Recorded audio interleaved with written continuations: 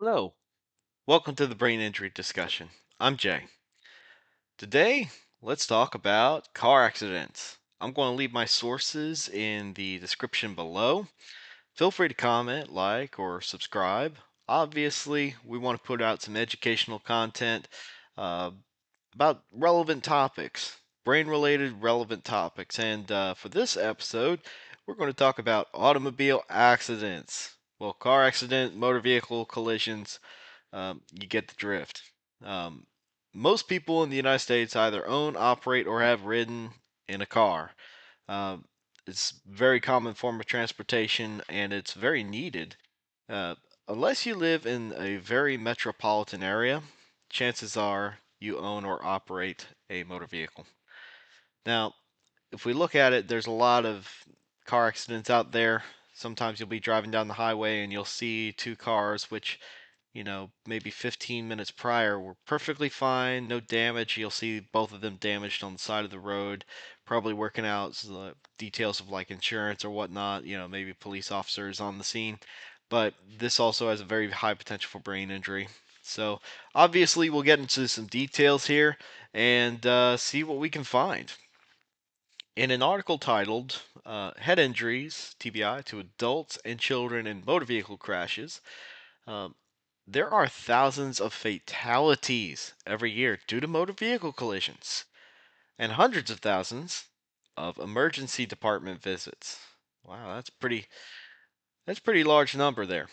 Now, obviously, with its prevalence, motor vehicles are very common, and this is, you know, it, this is just a generalized number, but um, there's a lot of safety that goes into motor vehicles to prevent or even mitigate, uh, motor vehicle collisions. Um, and so when we look at it from that perspective, the safety issue is really on the driver and the operators of those motor vehicles. Um, Once you get your license, obviously you are legal to drive, but I have to stress that driving is a privilege, not a right. So keep that in mind as we're discussing. Um, Obviously, these can cause a lot of concussions, a lot of mild traumatic brain injuries, sometimes severe. Um, and there might be some variation between the different severities of the traumatic brain injuries. So, in a article written in 2022 titled "The Relationship Between Road Traffic Collision Dynamics and Traumatic Brain Injury Pathology," the most severe injuries are actually not motor vehicle operators, it's pedestrians. Obviously, pedestrians don't have a system of airbags, bumpers, and side panels and metal to protect them from a car. And so, you as the motor vehicle operator and you as a pedestrian want to be careful, especially when you're on roads. So, just keep that in mind. That's no protection. Um, and the same article says that the majority of these injuries are actually reported from vehicle on vehicle collisions. Now, that might be interesting because that might be a response bias there, or maybe just more common. But um, one could safely assume that the biggest severity of injuries are on less wheels. So 2 to 18 is what you see on the road. You have everything from two heels of a foot, two wheels as far as bicyclists, motorcyclists. You got four, which is probably the most common, is regular cars. And then you have 18 wheels for like tractor trailers. And in between there, you also have um, trailers and other vehicles that can't stop on a dime. So there's a variety of dynamics that come into the crash. One might even say that, and according to the same article, the majority of these injuries are occupants and operators. So if you're in a car accident, a motor vehicle collision, it might be a good idea to get checked out, especially if it was a very bad crash. Uh, Now, with that being said, there's a lot of dynamics. There's a lot of kinetic energy. There's a lot of math science impact damage.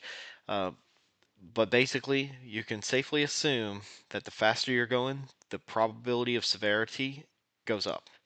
So if you're hitting a stationary object at 15 miles an hour, chances are that's going to be a whole lot less severe than two objects going at each other 35 miles an hour. Chances are that's going to be a lot less severe than two people going 55 miles an hour hitting each other. And as the speeds go up, you can expect a harder impact.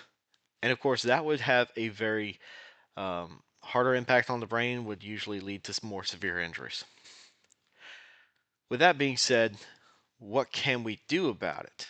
Well, in an article published in 2018, a systematic review of the effectiveness of interventions to reduce motor vehicle crashes and their injuries among the general population. Um, there are a lot of safety precautions put in place, not only on the road, but also inside your vehicle. So, some of the things that we see inside the vehicles, we see a lot of optional safety devices now, but two of the biggest things that are inside most vehicles are airbags and seat belts. When you get inside a car, what's the first thing you need to do? Even if you start it up first, click that seat belt. It might save your life. Now, some cars are outfitted to where they'll start making a dinging noise, especially if you haven't clicked your seat belt and you start moving. Well, that's a safety feature. It's telling you, please fasten your seat belt, otherwise you're in danger, uh, in needless danger, shall we say.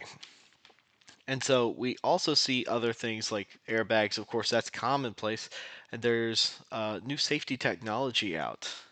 If your vehicle has Bluetooth for your phone and for your audio, that's actually a really good safety device, because then you're not taking one of these and putting it up next to your face, or you're not being distracted. And of course, distractions, we'll get to that, but you don't want to be distracted when you're driving. So Bluetooth is great for that. You also have some vehicles equipped with blind spot notification. So um, obviously, if I'm driving, in order to check my blind spots, I have to turn my head. Um, there are some areas I just can't see via the mirrors. There are some areas I can't see out of my periphery. So blind spot notifications might be able to uh, help mitigate those kind of accidents, especially if you're going very fast on, like, let's say, an interstate. If someone is in your blind spot and you can't see them, obviously that can help prevent, a merging crash. There are some vehicles equipped with lane correcting, or like lane correction. So if you get too close over that lane, the vehicle will correct itself, put itself back on the middle of the road. And then you have some vehicles that are equipped with, like, brake notifications, like you're approaching this vehicle really fast and you need to brake. It might look like a red light. And some vehicles have that automatic braking. So it's like, okay, automatic stop, automatic brake, we're not hitting this guy. And it's a computer inside the vehicle that does that. And obviously, here's one piece of safety that very few people think about, and that's state inspections. Now, I understand that not every state has mandated state inspections, but Virginia, where we are located, does require a yearly inspection of your vehicle. And of course, this could entail the basic functions. They're not looking for like severe problems, as far as like, they're just making sure that your vehicle can run and it's also safe on the road. So obviously, they're going to look at the tires, make sure the tread is still good. Your tires might be bald as your tires might be bald as I am. And you don't want that. You want your tires to have grip on the road, especially when you're going to have to brake very suddenly sometimes. They're also going to look at your brakes, make sure that they're serviceable, make sure they're working in order. And they're also going to be looking at windshields. They're going to make sure you can see out of it. They're going to make sure you have the proper windows, the mirrors. They're going to make sure that you're safe for not only yourself, but other people on the road as well. So, something to think about. And we also talk about the distractions, right? You shouldn't be really playing with this in your vehicle. I mean, to message someone, you have to take your eyes off the road to this thing, one hand, sometimes two, and that's taking your attention away from the road. And we don't want that. We want you to be attentive to the road. Obviously, if it's that emergent, you can pull over, eh, take care of that text message, and then get back on the road. But you shouldn't be texting while driving. And that also talks about other kinds of impairments. Other kinds of impairments, for example, um, do not drink and drive. That's pretty self-explanatory. Do not consume alcohol if you plan on driving, because that's where a lot of accidents can happen. Your brain has a slowed response time when there is alcohol. And obviously, the same could be applied for medications that make you sleepy. So if you're taking a muscle relaxer or pain medication and it makes you sleepy, it's going to cause that delayed reaction time. We don't want that. Have someone else drive you if you need to take that, or maybe delay taking that muscle relaxer until you get home or your place and then you take it. Obviously, if you're sleepy, that's not a good thing for you to drive. And so there's also a lot of measures taken on the road itself. So, for example, stop signs. You want to stop at stop signs. There may be something else coming. There may be something else coming your way. An example is that maybe it's harder to see, so you might want to listen. You also got stop signs at railroad tracks. Okay, why is that? Well, a train cannot stop on a dime. To speak of, even 18 wheelers can't stop on a dime. So you want to be careful around them. You want to be cognizant of that. You don't, you can't stop all that weight instantly. In fact, it takes a long time for that to stop. And so if the if there is a malfunction in there, obviously you got to be careful. You got to look. If you see those crossbars coming down, obviously you want to wait until after the train is gone. And yes, I would rather people be late than never arrive. So that's another thing to think about. I'd rather you be late than never arrive, because that train isn't going to stop on that dime. That train's not going to stop. That 18 wheeler might be able to stop, but it might take a lot longer than your car. And so just things to think about. Also on the road, you have speed limit signs. Obviously, if the speed limit says 25, don't be going double that. You want to be doing the speed limit or lower. That's really for safety, because some roads are going to be curvy, windy. A lot of those roads have speed limits for a reason, because you can't safely go above that speed limit, and a lot of things can go wrong really quickly. So keep in mind, don't speed. Stop lights. Obviously, stop lights, please obey them. Like, know the road, know the different signs of the road. There's a lot of different signs, and of course, if I'm speaking to a bunch of drivers, yes, you already know this, you kind of innately know this, but you should always remember, be safe. The best way to prevent a brain injury is to prevent it from happening in the first place. So, obviously, you have all these technologies, and not to mention that cars are now getting all this new technology. Automatic stopping isn't there to replace your foot from pressing the brake.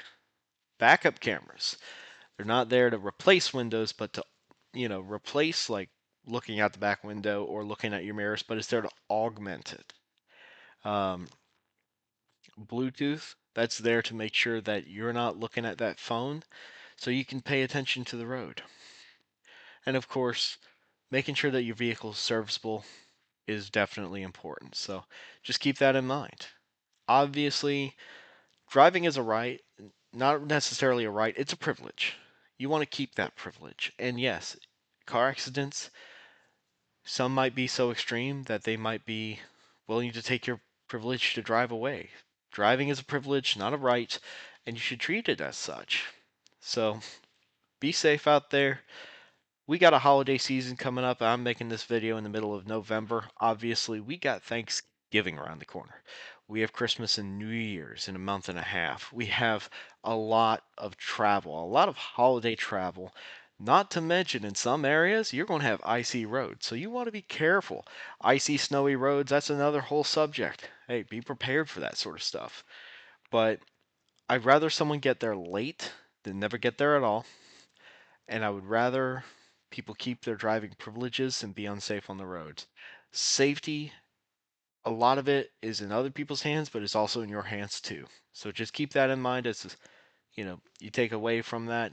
This is an important thing. And I don't want anyone to be one of the hundreds of thousands that go to the emergency room every year because they got in a car accident. And better yet, I don't want you to become one of the thousands who perish in a car accident. So keep it in mind, safety. safety, you can control your safety. You might not be able to control everyone else's safety, but you can control how safe you are on the roads.